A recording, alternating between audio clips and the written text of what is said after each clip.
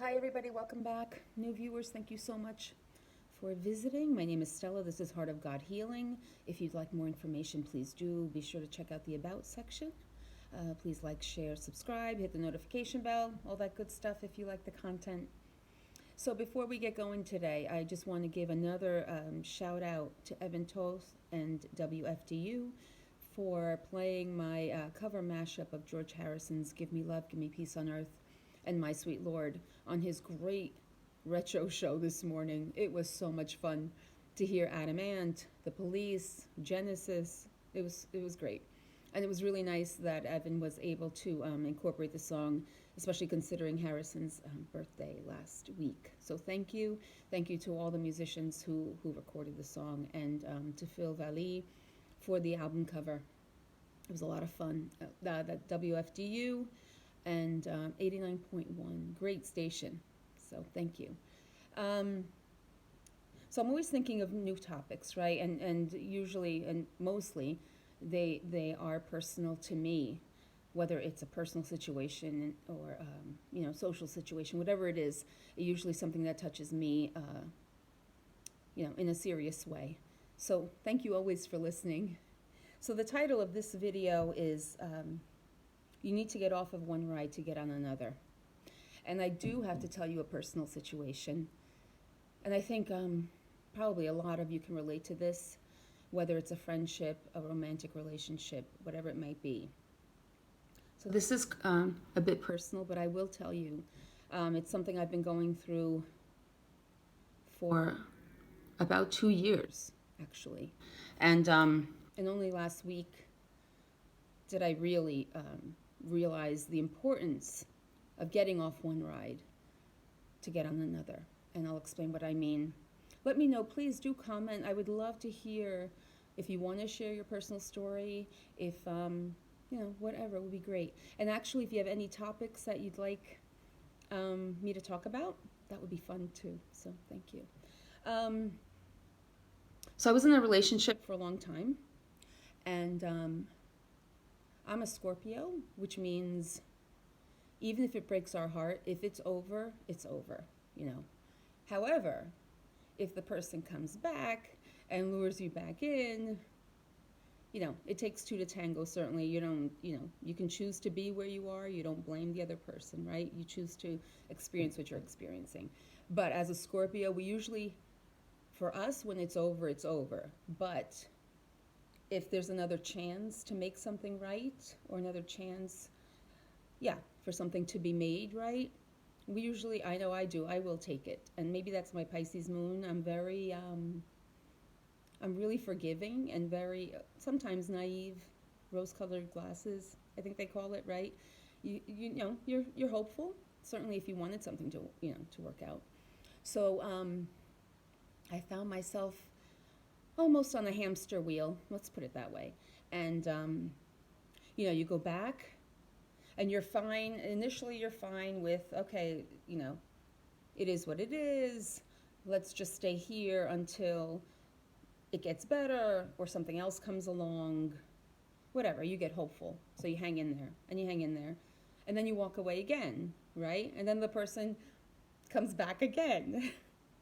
So then you wonder, okay, I guess that person wants it to work out, so let's try again. And then you realize, and sometimes it's on the other person, right? If they cannot come to grips with whatever they're going through or their true feelings for you, and I don't know about you, but I go through this too. The person says something. On one hand, you have to trust what they say, right? On the other hand, you think you know the person, so it's like, that's not what they mean. They're not telling me really how they feel, and you go through all of this, right? And then at one point you say, you have to take for face value. And I know I'm being evasive here. I'm so sorry.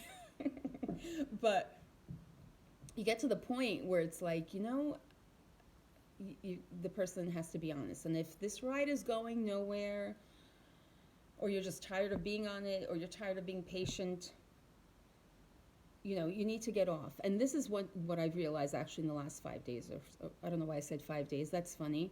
Last 5 days, I guess. You can't stay on this ride waiting for whatever God has for you next. I basically have come to the realization that you need to get off this ride to make yourself available for what's next, if that makes any sense, right? Um, and that's what this person wanted to do. They they personally were not looking for what's next, but they didn't want it to be anything more than it was, which was just a casual hanging out once in a blue moon. I, on the other hand, was always hopeful that maybe things could have been fixed. Anyway, just realizing that no, I want, you know, I want what's next, right? And as long as you stay on this ride, what's next would never come to your door. And that's what I realized. You need to get off here and really have faith in what is meant for you, if that makes sense, right? Once you get off that ride, God, the universe, however you want to look at it, will give you the next ride. And that's something that I've just come to terms with, excuse me. And I'm actually feeling like emotional because it's a big deal. It's a big deal because, it seems so, what's that word? Harmless. Yeah, it seems so harmless, right? Stay here till you decide really what to do, till something not better, worse, whatever, the next thing or the right thing comes along, or maybe this thing will actually work out. But you know what? If this thing is not giving you what you need right now, you can hang in there. Depends how long you've been there. I've been there close to 7 years. So, it's, I just realized if you really want what God has for you, you need to get off that ride. That's my point. Doesn't mean you can't stay. You could stay there. But if you're staying there to wait for the next thing, I don't think it works that way. I don't think it works that way. You actually have to get off as an indication to the universe that you are ready for what you really want and what you really need and what is best for your future. And that was all I had to say. I hope that helps a lot. And honestly, after 7 years, I just came to this realization 5 days ago. And I'm not sure why. If it was my own thing, some other things I was watching and reading about, but I hope that helps you. Happy birthday to all you Pisces out there. If you want to stick around for a quick reading, I want to talk to you about Pisces for a second. I'm actually Pisces moon. I'm Scorpio sun and rising and Pisces moon. So if you want to stick around, please do. If you want to get off this ride right now, again, my name is Stella. Please do like, share, subscribe, hit the notification bell.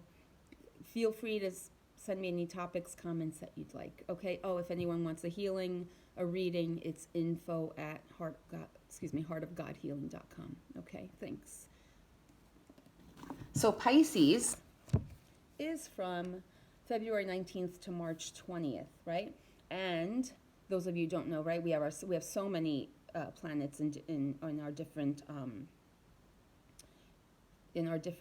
I can't think of the word now. Sorry. We have different signs in the different planets in our chart, right? And it's all dependent on not only your birthday, but your birth location and time.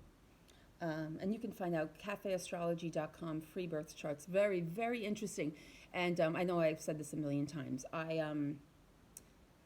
don't live by it, but I just find it so fascinating in understanding other people, And it's interesting. I always thought I was a triple Scorpio. And I always said to myself, why am I, Scorpio women can be kind of tough.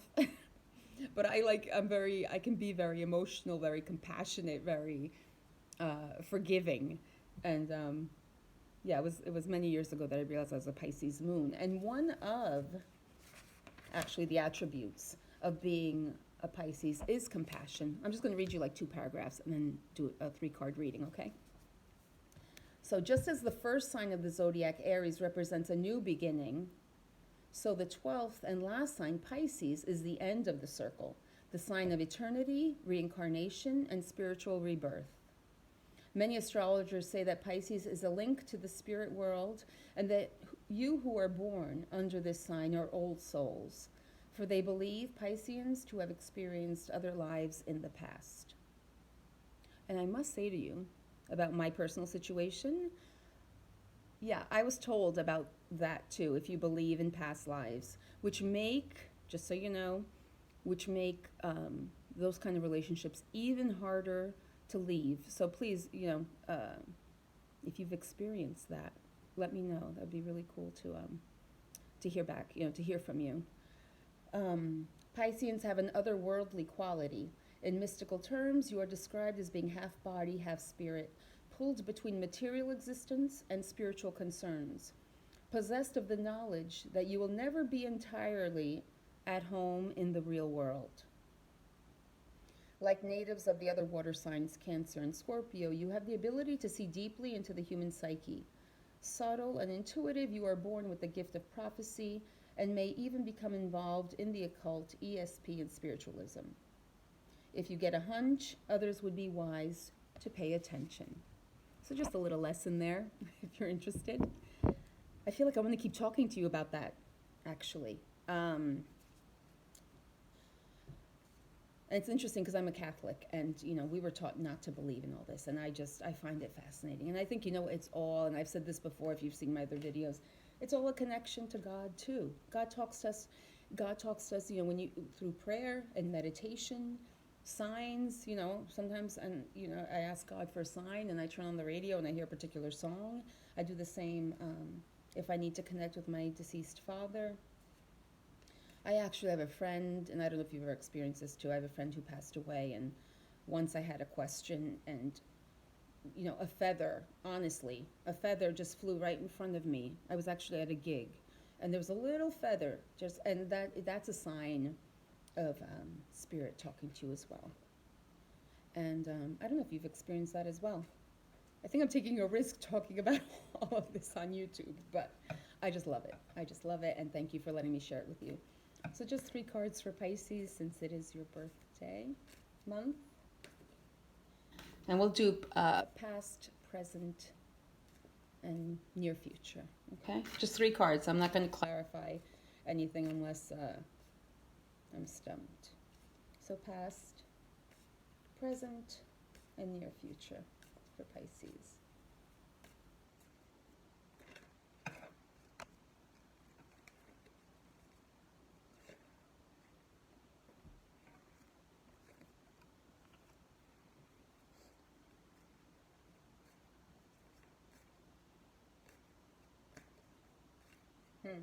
Actually, this was reversed.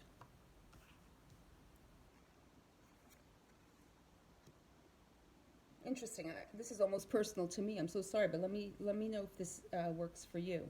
And it's very relevant to what to what I was talking about today. Past, 2 of Cups. 2 of Cups is a partnership, an offer of love. 2 of Cups, see that? Present, King of Swords, could be an air sign, Gemini, Libra, Aquarius.